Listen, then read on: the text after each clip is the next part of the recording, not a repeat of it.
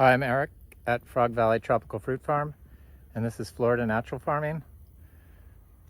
So I posted that video of our new spot that I plan on moving to, and a lot of people asked if we had sold our, sorry, there's a deer fly on me, go away. We sold Frog Valley Tropical Fruit Farm, this incredible food forest that we built here over the last 9 years from lawn and horse pasture. And no, we haven't. Thankfully, we're in the position where we don't have to sell this, but I thought I would try to sell it on my own on YouTube. But unfortunately, the people that are into regenerative farming and food forests in Florida are the people that aren't in the position to pay $2 million for a piece of property like this. And unfortunately, Vero Beach is very expensive. So I'm going to continue to try to sell this incredible food forest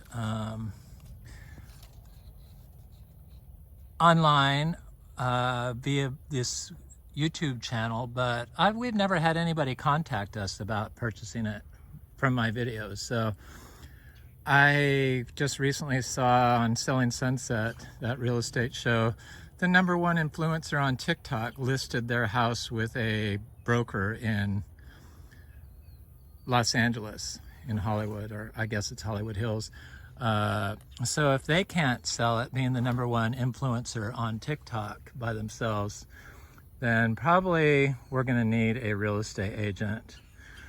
And I was hoping to find somebody. This is a Garcinia madrona tree that's just loaded with fruit. It fruits year round, and it's just an incredible fruit, very expensive fruit. It's like 5 fruit for $192, but I let people taste it for free. We're just not into selling fruit. That's the whole problem.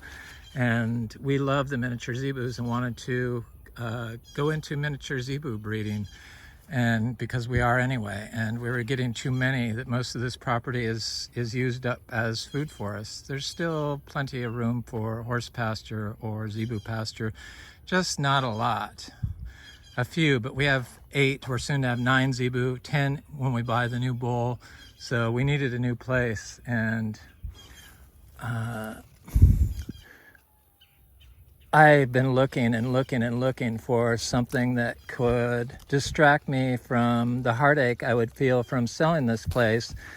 And it's the place that we found. It wasn't even on the real estate market, but I had seen it before, and I have this incredible agent in Ocala, and he said, "Is there anything you like?" And I said, "The only one I like isn't listed." And he got the address and pursued the owner for us, and I had to tell him I needed a certain price, in order to buy it, because we still have this place, and we didn't plan on selling it before we bought something else, just because it's just a hassle when you have animals to try to do that and get out the same day you close escrow into a new one, and close escrow on that also. So it's just the logistics is a nightmare. And we've done it before with horses, but thankfully we are in the position where we didn't have to do that this year. And so we thought we'd hang on to this until about January and then list it, unless I could find somebody interested in purchasing it. And it's just really an incredible location. It's pretty much downtown Vero Beach. They're building $3 to $5 million houses across the street on 4 to 5 acres lots, and it's surrounded by basically cows and a couple houses right now that are all fairly expensive, over $1 million, but they don't have food for us. This has thousands of trees that I planted. I plant all the seeds from these rare Garcinias, and it's all being grown naturally. So somebody doesn't even have to know what to do or know about tropical fruit tree to be able to grow here. What I did notice about the new place was it didn't really have any insects or birds. And that's how this place was when we moved here. And that's why we created this. And it's just an amazing, Florida's an amazingly beautiful place. And when this was lawn with just big live oak trees, because it has granddaddy oaks, not near as many as our new place, but that's why I wanted it, because of these ancient live oak trees that now like are teeming with birds throughout the year.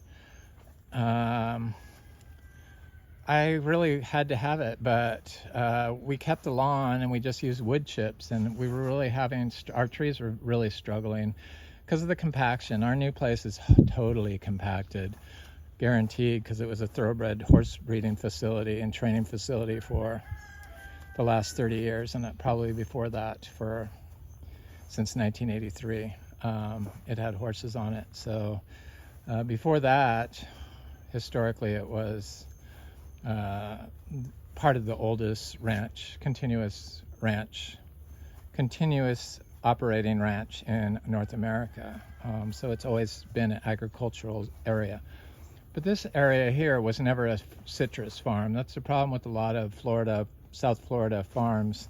They were citrus farms, and citrus is full of greening. And so many people think that oak trees, because of one influencer saying one time, or probably multiple times, I don't know, but because of one influencer saying that the oak trees protect the citrus from greening, which is totally untrue. It's totally untrue. Plant metabolism, just like our metabolism, doesn't rely on one outside influence in order to develop an immune response to abiotic or biotic stress. It's a whole systems approach. And yes, an oak tree in combination with all the other biodiversity certainly will instill immunoprotective qualities onto your citrus. But can it do it alone? No, it cannot. We have one citrus tree. We grow 15 different species here that got greening, and it's the only one that we planted directly under a oak canopy. It's able to survive, but it's definitely got greening. And the citrus I looked at on this farm under an oak forest, I clearly showed that one of the trees had greening. I didn't go into it, but so it's just not, it's not how plant metabolism works. And do not believe the urban legend that oak trees will protect your citrus from greening. That's all that is. You have to have a whole systems approach. Probably the most beneficial thing that the oak tree that provides the citrus with immunoprotective qualities, it helps its metabolism, and definitely triggers gene response, is the fact that it provides shade. So shade, they've shown, turns on more than 800 genes in tropical fruit trees that definitely are part of the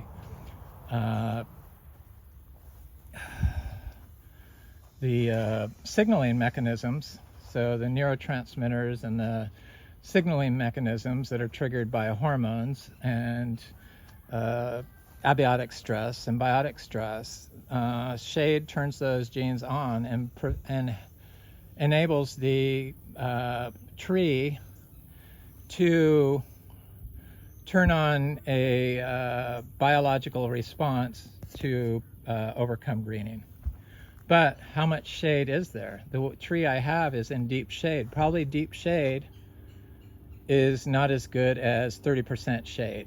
So they just don't know, because they get sidetracked looking for a reductionist theory that is going to save their citrus. And that's how they've gotten to the point they are in citrus today.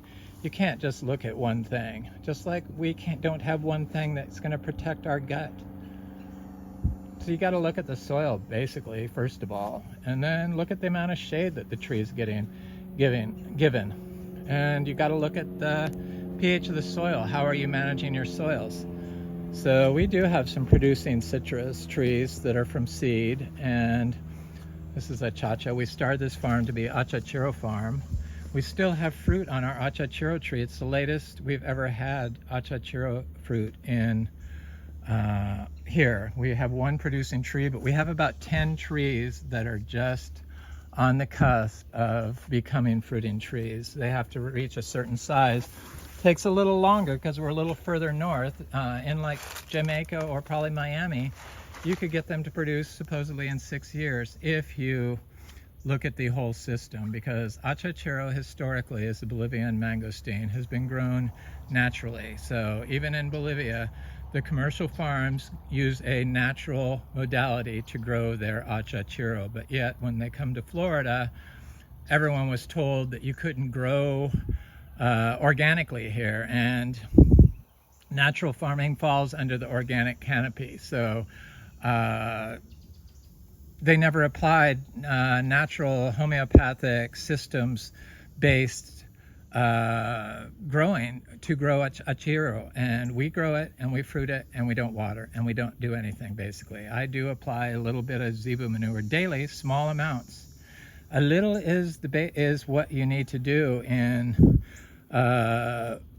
biological farming like this. So a little is good, a lot is generally not. Just like too much calcium can cause problems, or nutrient overload, or just like in us, if we like to take our antioxidants, but if you take too much vitamin C, it turns into an oxidant, so it ages you. So there's a limit to how much, and it's better to use small amounts. This is a lime tree. I wasn't sure what it was. I bought seeds of this. I thought it was a kumquat seeds I bought, but it turned into be a lime tree, and they're ripe now, some of them. And they're really good, and this tree doesn't have greening. They're all seed grown. They've never been watered. They are just planted out here when they're about 2 inches tall. I start them in pots.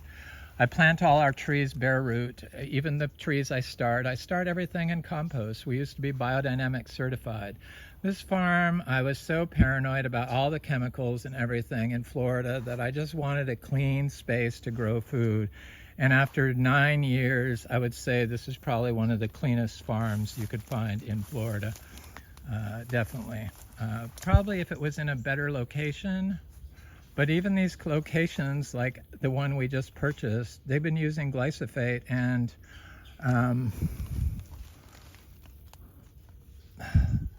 fungicides on the roofs, and glyphosate and wormers for the horses, and horsefly sprays for the horses. So it's got to be, and everything is on PVC pipe. So yes, plastic pipes can lead to plant metabolic dysbiosis because of the phthalates and the forever chemicals and the heavy metals that are in plastics. It may not happen overnight, but over years and years and years, you wind up with apples that have high concentrations of plastic due to the watering system, probably, that they're using in Washington State in the desert areas that they're growing their apples in, our apples in. So everything's connected. I discovered this thanks to Biodynamics. We're no longer Biodynamics certified. I'm forever thankful for Biodynamics. I'm going to do biodynamic spray that I make my own out of our zebu manure. My friend Gemma reminded me that it's almost the fall equinox, so I have to bury the horn. I'm going to do that here, and then I'm probably not going to leave them in the ground for the full 6 months, because biologicals can work very quickly. So much like Korean IMOs, BD 500, where you bury a cow horn, a holistically raised cow horn in the ground, and you shove it, well, you push lactating cow manure into the horn. And I have lactating cows, so this year will be the first year that I actually have they're not horned, so they want horned cows. The cows we bought were polled, but we are going to have horned cows in the future because we're not polling our miniature zebu. We don't worm them. We don't give them mineral blocks, supplements. Any type of additional input, especially if it's processed like rock dust or mineral supplements, are going to contain contaminants. And in the minerals case, they contain heavy metals, and mined rock generally contains heavy metals. So we don't do that. Biodynamic doesn't allow you to do that. We don't give them warmers. We don't give them shots. We rotationally graze. That's why our new spot for our miniature zebus is perfectly set up for our rotational grazing. And we have about 15 acres of open pasture, so I'm very excited about that. So here's another citrus. The citrus are all on the cusp of fruiting. Unfortunately, you can't sell citrus without it being sprayed. You have to send it to a packing house, or you could do it yourself and then have it inspected. But I'm not into that, but I pretty much use this as my own personal fruit forest. And now that we're getting a tortoise given to us at our new farm, I'm gonna have plenty of fruit to offer my tortoise. We have about 450 bananas, so I think that I started dipping into this with the citrus greening and the oak tree, and what I think is what it triggers the immunosuppressive immune response in citrus trees from the oak. It's the shade. And something else that triggers immune response and cellular function in plants from abiotic stress is potassium. So I feel like something that would be better than an oak tree to use as a canopy would be bananas. So intercrop citrus and bananas together, and I'm sure that you would get a better immune response than just an oak tree alone. The oak tree alone didn't do it for us. The only citrus we got was under a tree that was an oak tree. The only citrus that had greening. So I have all these different seeds because I just keep buying and buying and buying. I've stopped buying seeds because we're thinking of selling, but I was on a roll. I've spent well over $800,000 on seeds and plants for this place.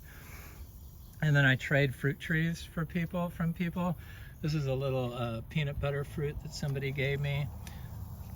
And I have all kinds of rare gingers, but I have our Garcinia seashore mangosteen, the Garcinia syllabica or Hombroni Anna, right here, a little seedling coming up. And then I planted some more in there, and I see them all coming up in here. So there's a lot of them that are going to pop up, and I'm going to plant them here because I'm not going to be a zone pusher up there. I'm going to,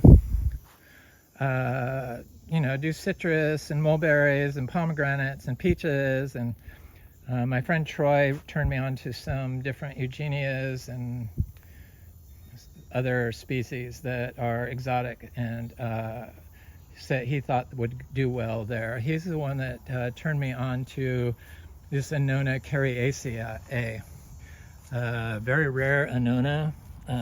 That the seeds are very expensive, $20 each. I got two different types. It's more of a shiny, glossy leafed Annona, much like guanabana, but it has big fat leaves on it. And I got 3 trees growing, and they look really good. I got these rare different species of Erlinia that I got from my friend Scott I need to plant. And so I'm going to plant these cariaceae here. There's one there. I know there's 3. There's 1, 2. There's the third one right there. 3. So I just have stuff all over the place. All this is covered in different fruit trees. Platonia insignis. My friend Troy brought me, or not Troy, Tim brought me a dwarf coconut seed pod that's popping out. This is a ginberry that Al and Chris brought me. Is it Chris? Yes. This is a thanks you guys. Sorry. This is a Elamitrees that my friend Frank gave me. He's probably given me a lot of my most favorite plants, but I like them all. I'm going to plant all these different trees here. And then I have lots of little trees, and this is how little I plant them. I planted some citrus here. I did a video of it a while ago, not that long ago, but a little while ago, of the Clementino rubino right here that I got from, so it's a red cutie. It has seeds in it, so it's not seedless. You know, those citrus that are super sweet. Clementines are supposed to be the sweetest. So I plant it right here. This is how little I planted all my citrus. I do start my citrus in pots. And then I had another plant over here. I have some rare,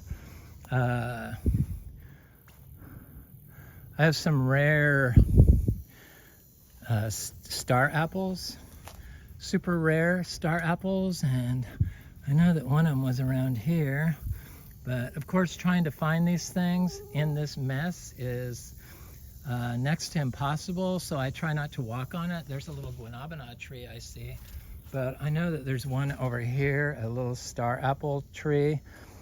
Not a star fruit, but the star apple. It's Chrysophyllum, not Chrysophyllum comito, but it's a different type. It's the gold star apples, so it's supposed to be a lot better than juicy pearl. I mean, a lot better than any green or purple. It's supposed to be far superior. And of course I planted other trees in here because you need to cross-pollinate those star apples. So my friend Joe, Okeechobee Joe, thanks Joe, gave me this, traded me I guess, this little star apple.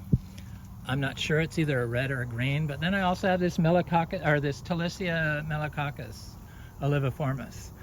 It's supposed to be a longan type fruit. We have about 3 different types of those.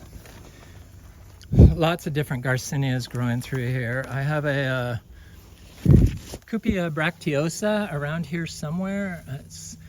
The insects are getting it, but it looks very good. They grow just fine in here. What's important is to stay off of this unless you know where you are. And if you're buying this property, you won't know where they are.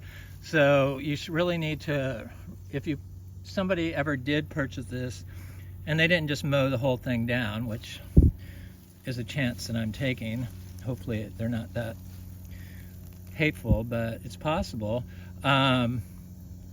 This little tree, a Cupia bracteosa, it's supposed to be such a phenomenal fruit,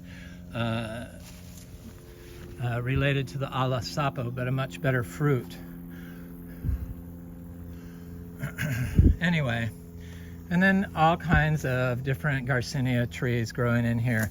They're just everywhere. You see how close I plant them together. I just keep, for the last 9 years, keep adding and adding and adding, and that's where we've gotten to this point, and that's why we have so many different ranges in size. There's another Talicia melicoccus. I do have some rather large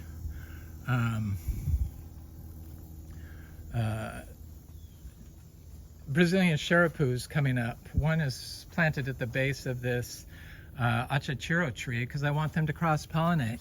So I have a Garcinia lindero, or a Garcinia macrophylla du acre. It looks like a lindero right here, but it's quite huge considering it hasn't been that long since I planted it. They grow very fast here, the Garcinias. And then I have the Brazilian Xerapu right here. And in the hopes that they all, because the below ground roots are all grafted together, I'm sure, connected with mycelium, or the roots fused together. So they're all trading nutrients. That's the whole thing with plants. They don't compete, they trade in a healthy system. Only if the mitochondria is damaged, or the genes have been modified, or the growing conditions are not adequate, or if you're using salt-based fertilizers, would that be an issue? Because when you're using salt-based commercial industrial fertilizers, they are basically processed food for plants, and they prevent plants from forming relationships with other plants and the life in the soil, meaning the mycelium in the soil. So they're not looking elsewhere for nutrients or water. So then a weed or something like that could compete if all they're used to is sucking up salt-based fertilizers. They have no controls on what they're sucking up. They just suck up until the light stops, until it gets dark, and then they just leak back into the soil. So they have leaky root syndrome. I don't know that for sure, but it would have to be that way. If they're sucking up without any controls that the biology has on the roots, they control the amount of nutrients, provide the amount of nutrients in the right amounts. If they have salt, they just open up and they just suck up during photosynthesis. When it stops photosynthesizing, they just start leaking back into the soil. It has to be something like leaky gut in us, only it's leaky roots in the soil, which is why the nematodes are able to attack and why people have such issues with nematodes. We don't have any issues with nematodes here. And the pH of the soil has to be correct, which it isn't when you use salt-based fertilizers or if you overmanage and compact your soil. So I have lots of very interesting trees.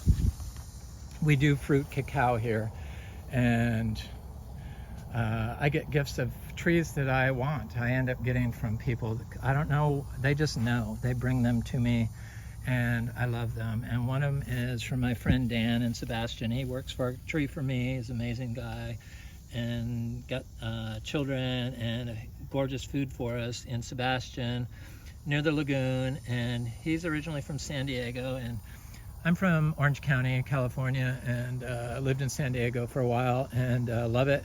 But he moved here and reached out to me because he had come to the realization on his own that these weeds in the trees grow fine by themselves, and stumbled upon my channel. And so he was just got reinforced and was reinforced to realize that he was on the right path. I think we all know the path that's right, but we are conditioned to be affected by what our neighbors might think of us. And that's a wrong way to look at growing a plant.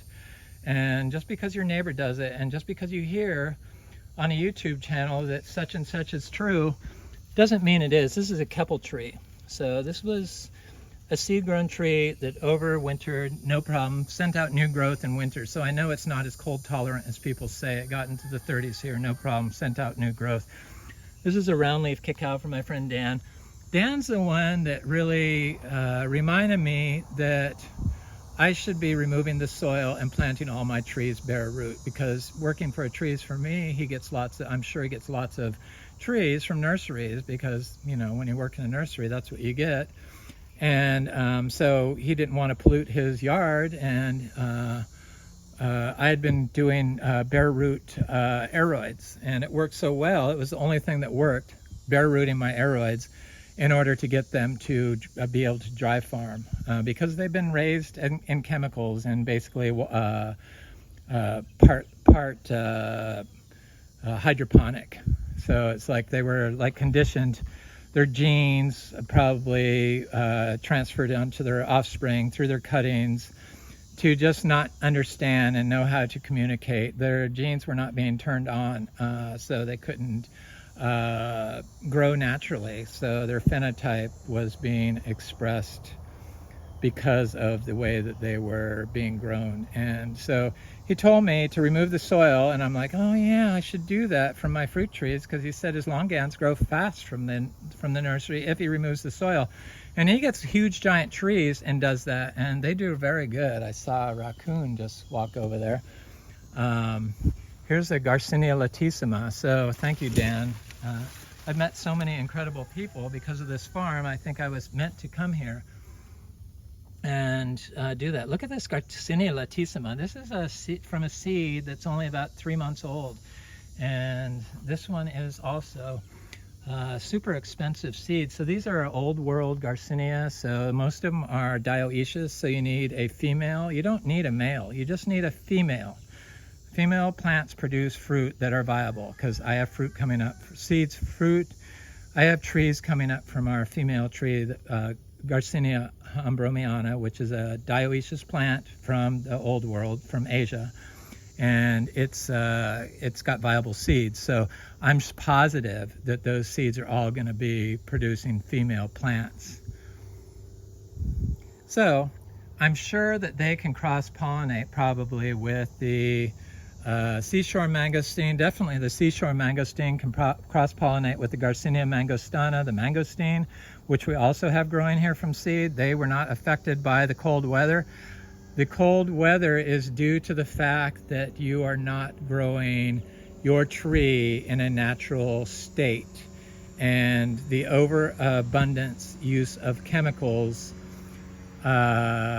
is going to affect your tree's ability to control its metabolism correctly. So it has damaged mitochondria from the pollutants you use to grow food. And that mutagenic changes in the mitochondria affect the tree's ability to signal to its environment when the weather changes and exert a immune response that will upregulate its immune system to counteract the cold with the help of the bananas in the shade, because it's full of potassium. Bananas are full of potassium, which are needed for abiotic stress, to overcome abiotic stress. So that's why I think bananas are much more important than just one oak tree. Is you want to look for one thing that can help your citrus. I would say the shade from a banana grove would probably help it more than anything.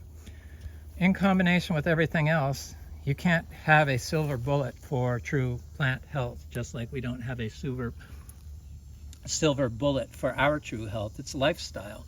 And lifestyle is responsible for how 80% of how our genes are expressed. So if your dad had cancer of the colon and you think your chances of getting it are a lot higher, your lifestyle is responsible for 80% of whether or not you're going to express a cancer outcome in your lifetime. So if you take care of all your environment, clean environment, less pollutants, watch what you eat, chances of you developing cancer can be reduced up to 80%. So if the environment's involved with how your plant or how we express our immune response to inheritable disease, then definitely environment is responsible for how plants are able to overcome pest and disease or weather events like cold, greening, compaction. But compaction you can't overcome. It's just over time you can overcome it, but it's like the biggest problem here, and mowing does it. So I have lots of little things in here. I got this rare Puteria. I forget what it is, but it's grown about 6 inches. And then I have these little Garcinias here. I think this is Una. This is, I believe, Garcinia. Could be a charapoo. It's something, some rare Garcinia. I don't mark my trees because I don't want to get tempted to walk into the system. If anybody bought this, I would be more than happy to consult with you for free, just to guide you along or answer any questions. And then, of course, you're gonna develop your own system that'll modify this and hopefully bring it to the next level. I'm not saying that this is the only way to do something, but it's definitely the easiest way to grow tropical fruit trees in Florida. So this is a cacao. This is a Plinia edulis. There's a Monstera deliciosa. Here's that white jaguar, white cacao, the jaguar cacao, growing next to a esqueleto, Monstera esqueleto. I have lots of different licula palms. Those are those big fan-shaped fan palms that are solid. These are just tiny little versions of them. I'm going to finish planting them. They're still in pots. I got to plant them out. I do have a meringue right here that's doing good.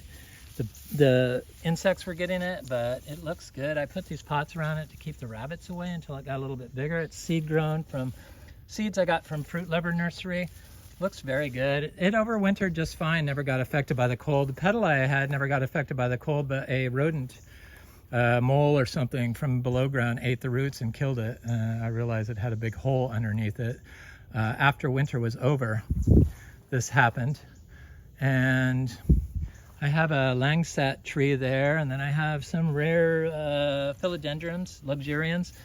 This is Anthurium nigrolaminum. There's Anthurium regale. That's the green form. I have Anthurium regale, the normal form. These are some large-leaved anthuriums. The leaves get like 6 feet. Capula spathum, and I can't think of another one. This is gloriosum. I have Anthurium veitchii. It's doing just fine. And there's Philodendron maximum, that the creatures got it. I have a queen anthurium. The squirrels keep going up here. They got all my aroids that were crawling up the tree, but they're coming back, and I moved them around, but they should eventually be just fine. I have different anthuriums growing here, and different philodendrons, and this is Anthurium pseudospectabile. This is a super expensive monstera called Burley Marks Flame. This one, super expensive, and I forget what philodendron this is, but I also have some.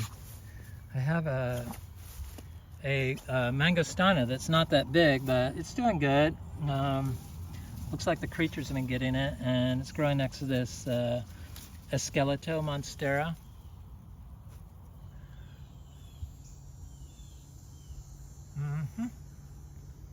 Lots of little cacaos. We grow 5 different types of cacao. I think we're going to have 2 different types fruiting this year, Trinitoro and yellow-ribbed. This is our producing tree, all seed grown. Second generation yellow-ribbed dry farm cacao. Don't even have to water it. Don't even have to know what you're doing. I don't even think you need to apply any zebu manure anymore. I believe that the system pretty much is regenerative at this point. There's just too much plant life here that keeps recycling itself. So it's functioning like a forest system. And that's mostly due to the fact we don't walk all over it. Yeah, you can walk on it. I walk on it now, but there's so many trees now that the chance of stepping on a tree are very highly heightened. This is a mangostana that I grew from seed, that grew new leaves when it was 30 degrees, in the 30s here. Not 30, but 39, I believe, was only the low this year. But I'm positive that it can take a lot lower. It would not have sent out new leaves in the 30s during the winter if it couldn't tolerate below 50 degrees, like they say. I just don't believe they know what the abilities of natural grown plants are, because they never looked at it. And you really have to look at what nature can do, and to optimize the plant mitochondria, you have to grow as close to nature as possible. That's how trees like to be grown. Here's one of those Garcinia humilis, the achachiro, but this is the Primo Selecto, so it's a selected premium variety from Bolivia. I got through Raul in Puerto Vallarta, his friend from Bolivia. Then we have other fruit trees like this African peach. It looks like a phenomenal fruit. I can't wait for it to fruit. They used to say that it exuded tramadol, but they realized that they were giving cows tramadol in their feed, and that they've corrected that study where it says they exert tramadol. So I planted 2 other Garcinia latissimas. Those are those big $50 seeds I got, and I didn't think they came up because I direct sowed them during the drought. But look, I just now see one coming up. That's why I bought the other seeds, because I never saw those come up. And then my friend Ashley and Jupiter Farm, she told me that she started them in pots, probably in compost, and they grew. Mine grew a lot faster, so I just wrote these off. But they're coming up now, so we're gonna have 4 Garcinia latissimas, probably, definitely 3. This is a Garcinia dulcis. Look at the leaves on this thing. I mean, they're huge. Look at how gorgeous that color is. beautiful. There's cacao, trinitoro. There's either criollo or a yellow ribbed or something else. And then we have usually if I planted one tree somewhere, I planted another one. So I planted a Garcinia Dabico right here. It was a gift from my friend Frank. It's right here. It looks great. The Garcinias grow super fast here. So I planted another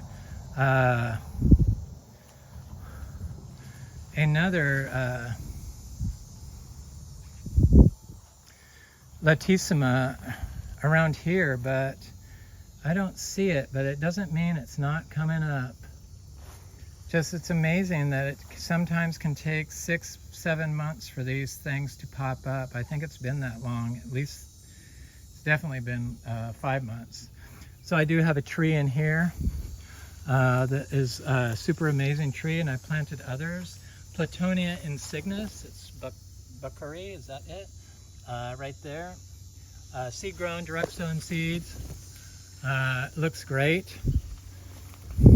I planted something here because I put a stake here. Here's a seedling mango. We have about 270 mangoes.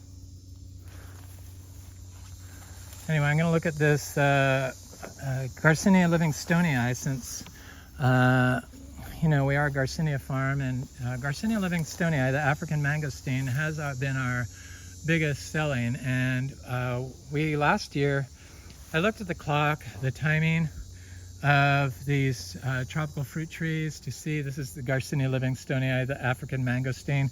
One tree about this size produced $2,400 worth of fruit. They sell for $4 each, is what I sell them for, but you know, Miami fruit, probably, I think $22 for one fruit. Is that what it was? Something insane. If you buy just one fruit, but I do let people taste this when they come by for free when it has fruit. But last year we had a tree produce 2 huge crops, and I keep looking for it to have fruit on it, and or signs of flowering, because it was flowering this time last year and it still has not flowered. But I just went and checked the tree and it is producing fruit. They don't produce fruit in the middle of summer. They continuously bloom, but when it's hot they ripen. There's one right there when they're tiny, and they don't fully develop. Here's another little tiny one. They keep trying to produce fruit, but as soon as it cools off in the fall, that tree set a crop, and I got a whole bunch of fruit. Well, I planted hundreds of these here.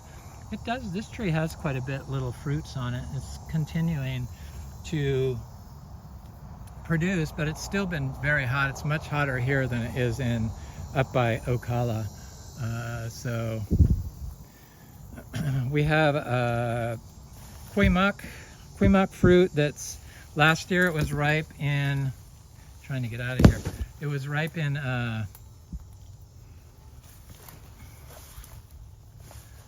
December 2nd, or not December, September 2nd. And so this year it's still not ripe, and here it is, is it the 11th today?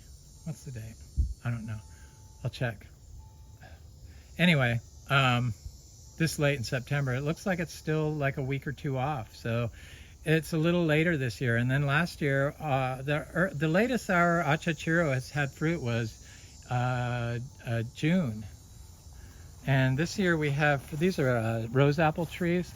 And this year we have fruit still on the tree, and here it is September. And I'm wondering if we're gonna have fruit all the way till October on our achachiro. They're just amazing trees. I had no idea how prolific they would be here in Florida, especially dry farming them. But it turns out, with the right conditions, and you give the tree the right natural environment that they're used to historically, trees can pretty much overcome anything, even our soil here in Florida. In fact, Florida is an amazing spot to grow. That's why it's called Florida. And the only reason why it isn't amazing is because we involve ourselves too much in the plant's life cycle, and usually that damages the plant mitochondria or damages the soil, whether it's from over applying nutrients, applying the wrong nutrients that have pollutants in them, or over watering. If you're using city water, that's not a good thing unless you're filtering it. And here's the another achacha tree. We have a lot. They're everywhere. Here's another. I think this is a key lime. Hasn't produced yet, but I think next year a lot of our citrus, because of our pomelo flowered for the first time, seed-grown pomelo, so we should have a lot of citrus this year. Even our, if you're over applying nutrients and you're applying mined substances, chances of applying a pollutant to your system are greatly enhanced. In fact, even you cannot get away from pollutants even in organic because of all the overuse of plastic they use in organic farming. So it's a real problem. We still compost our organic certified food. We're no longer organic certified, but we used to be. Just you have to really watch. Probably my friend Troy wanted to know what I would do if I didn't have the zebus for an input, because that's like we don't give them any grains and we just let them rotationally graze. Probably I would start a compost pile. Everyone can start a compost pile and just hope for the best. And if you're growing healthy and your system is functioning optimally because you're growing using organic components, food scraps from your garden, chop and drop from your trees, even if your tree gets introduced to pollutants like heavy metals or plastics, the fungi in the soil that you've built up from your management has the ability to filter those out and prevent them from entering the plant. So it's important we all understand what we're doing to the environment, and that's why I do these videos, and that's why I feel I'm here, is to create farm systems like this for those that can't, or those that want a step up for their family, for their family's health. So by all means, if you are interested in purchasing this, give me a call. I really would hate to list it with a real estate agent, because chances of somebody destroying it because they think they know better, or because they like a lawn, are a lot higher than if somebody from this channel stepped up. But eventually somebody is going to step up, whether it be from this channel or when we list it, probably January or February 2025, and we move on. And thankfully I have our new space. Thanks for watching. Thanks for watching my new video and saying all those lovely comments. You can see why I'm getting it now, I'm sure. It's not really going to be a problem. I'm not going to get too depressed. Sure, I'm going to miss the food, but I have been turning a lot of people on to seeds and plants, and hopefully they will reciprocate. I know my friend Frank and Annette will, with fruit in the future, and from their food forest that I helped provide seeds to. Have an excellent day. Please like, share, and subscribe, and leave a comment. I usually like hearing from everyone. Thanks so much.